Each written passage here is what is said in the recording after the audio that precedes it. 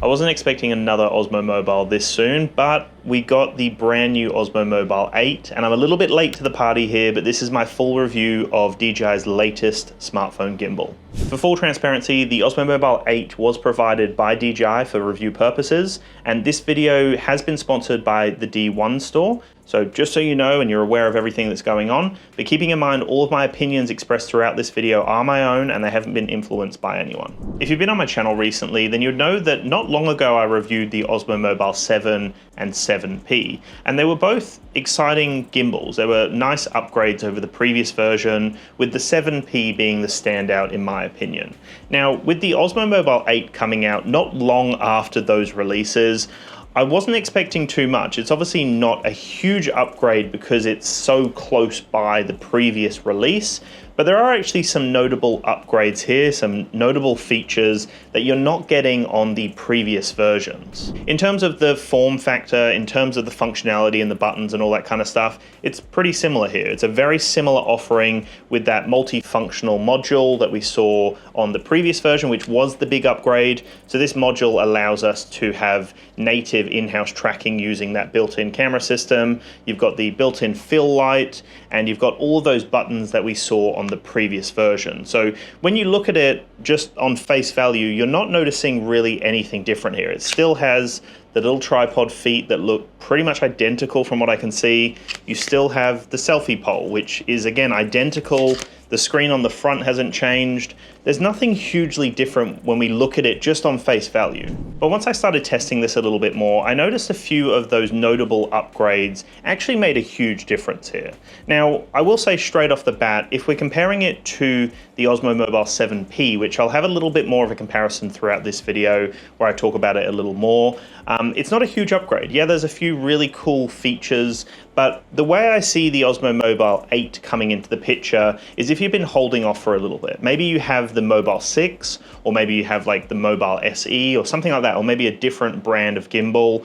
That's where I think the 8 comes in very, very strong. Anyway guys, if you don't know, my name's Dan Davis. I'm the creative director here on DansTube.TV, and this is my full review of the Osmo Mobile 8 with a little bit sprinkled throughout of the comparison between the previous model, which is the Osmo Mobile 7P. That's the one I'm going to focus on when it comes to the comparison between the 8 and the 7P. Immediately, I want to talk about what's new with this gimbal, because as you probably just realized, there's not much that's different in terms of the build quality and in terms of the overall look, the overall aesthetic of it.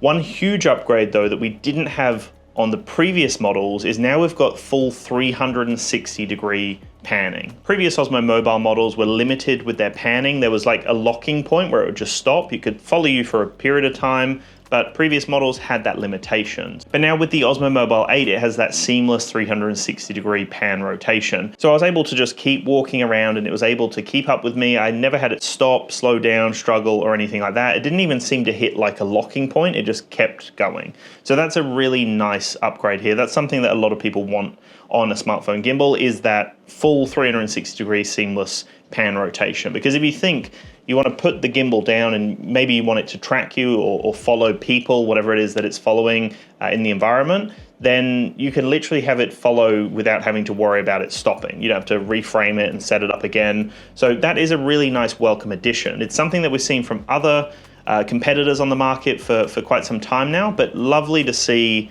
that coming to the Osmo Mobile range.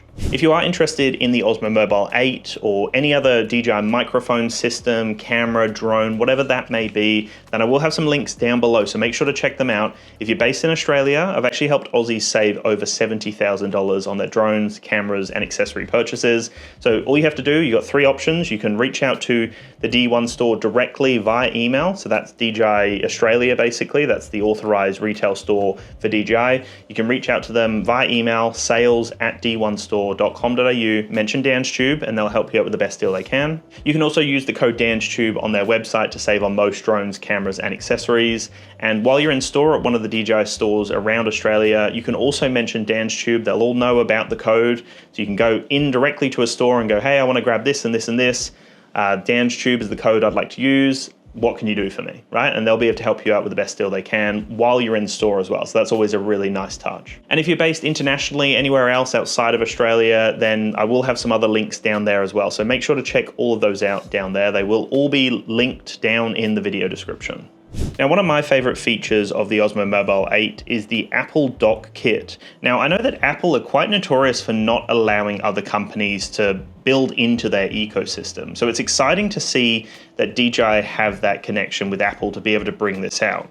So this is really simple. You literally just tap your phone on the side of the gimbal and it will pair up via Bluetooth. And then once it's connected magnetically, it literally just starts tracking. So once you've tapped it on the side of the gimbal, you've connected it up to the clamp, it's then ready to go. And it's really seamless. I found that the connection was simple. The first time I did it took a little bit longer, obviously, because it's that initial setup. But after that, it was just so quick to connect, tapping on the side, connecting up.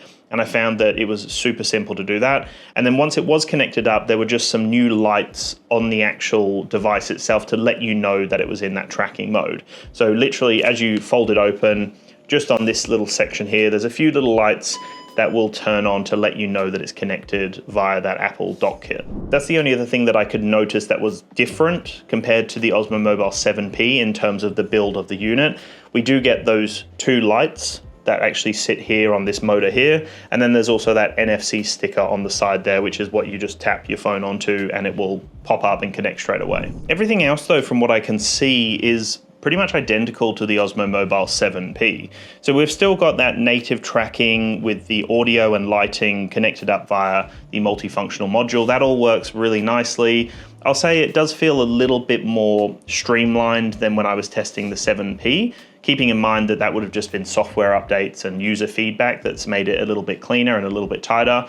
But I found that that setup process was a lot easier, not that it was ever a challenge in the past, but I did notice that as a slight improvement here. But again, they're probably quite similar now. It's just with software updates, everything seems a little bit smoother. We still get, like I said before, the extension rod and the tripod. We're still getting 10 hours of battery life with phone charging. It's still a 3-axis gimbal, and we still get some really cool editing and tutorial options through the Mimo application as well. So all of that feels very natural. Everything works seamlessly there. The other thing that's slightly changed here from my understanding is just the variety of tracking options now. So it looks like you can now track dogs and cats or pets a lot easier than previous models. So previously it seemed to be more of a people-focused tracking option, but now with that multifunctional module, it now is able to recognize cats and dogs, and you can track them with these. So I was doing that with our puppy, and it seemed to work really well. I wasn't expecting it to have any sort of stumbles or any sort of issues, but that's a nice little add-on if you really want to capture those moments with your pets. That's a nice new addition here with the Mobile 8. We still get Active Track 7.0, so no improvement there when it comes to Active Track. We still get the fill light. We still get a bunch of functionality when it comes to wireless audio connection. So we can connect up, the Mic 3, the Mic Mini, the Mic 2, and all of that works seamlessly. Again, as you would expect from DJI, they're very consistent with their releases. And so all of that feels quite similar to the 7P. No major change or improvement or anything like that here. It's really quite a similar offering. So you can see the module right there. So again, all I have to do, put up a flat palm and it will go red to let me know it's stopped following. Put up the flat palm again, it goes green to say, hey, I'm following you again. At any point, if I want to reframe, I just put up 2 L's as such, like an L and a backwards L, and then put up the L's again, the light goes green, and I'm back to a slightly reframed shot. And so all of this is happening wirelessly just with gestures, and I've got the Mic Mini wirelessly connected up to the module. So this gives you some premium vlogging opportunities as a solo content creator. Like how easy is that? Just to reframe, move around, and then I've also got that wireless audio as well. Subject tracking still works really well here. I love just the variety of options we have now. So natively, I can use tracking through like my standalone camera application on my iPhone because I can now connect up with the Apple Dock Kit. That all works really nicely. Then I can also use the Mimo application, for example, to start tracking, or I could be in like a completely different third-party app, like live streaming on Instagram, for example, or on a FaceTime call with someone, or whatever it may be. And the gimbal's actually going to continue to follow you because it's actually the camera on the multifunctional module that's tracking you. So that works flawlessly across any sort of application that you're using, which is always nice. And then within the application, I also have the option to then use software-based tracking to draw a box around a person, a thing, whatever that thing is that I want to track. Even if it's just like a tree, I can draw a box around it, and then as I'm moving, the tree is that focus point. So you've got a variety of options when it comes to tracking functionality here. So you've got a variety of options when it comes to the tracking functionality that's available to you with the Osmo Mobile 8. We get all the usual intelligent features that you would expect. So you get all the video and photo options, you get time-lapse, panorama, dynamic zoom, there's one-tap editing, and also the shot guides. So all of that comes across. There's no new features that I could see. It's all the same as the 7P, the Osmo Mobile 7P. So all of that's very similar. The gimbal itself, the 3-axis gimbal, again, very similar. It seemed to do pretty much the exact same job as the 7P, which was really good. But again, no major change here. All the different modes that you can use are the same again as what we saw previously. So we get PTF, FPV, PF, and spin shot. And all of that works great. All the functionality of the buttons are the same as well. So we have the trigger on the back, we have the screen on the front, that side wheel to control the light intensity and zooming and all that kind of stuff. So all of this feels very similar here. The build, I'm pretty sure it's the exact same body, the exact same build here as the 7P. So nothing different that I can see besides those lights that I mentioned on that motor there. But besides that, that's it. And then obviously just that sticker on the side that says NFC, and it has that NFC capability. So they're the two big calling cards here, as well as that big 360-degree seamless pan rotation. So you can just literally just keep spinning it for days and it's not going to struggle. So that's always nice. So it's interesting because when we compare it with the 7P, it is a little bit more expensive here. And the two big additions are the Apple Dock Kit, which is supported on the 8 and not on the 7P. We've obviously got more tracking functionality for pets now, which is really nice. You got the 360-degree pan rotation, which you didn't have on the 7P. So they're the main differences here. But then when it comes to everything else, besides the 8 weighing, 2 grams more than the 7P, everything else is identical here. We've got multifunctional module, we've got 10 hours of operating time, extension rod, tripod, quick launch, Active Track 7, and that's it. Phone charging, obviously, shot guides, AI editor, all of that kind of stuff. But there's not too much new about the Osmo Mobile 8. So it is an interesting release because I don't think it's targeting people that already have a smartphone gimbal.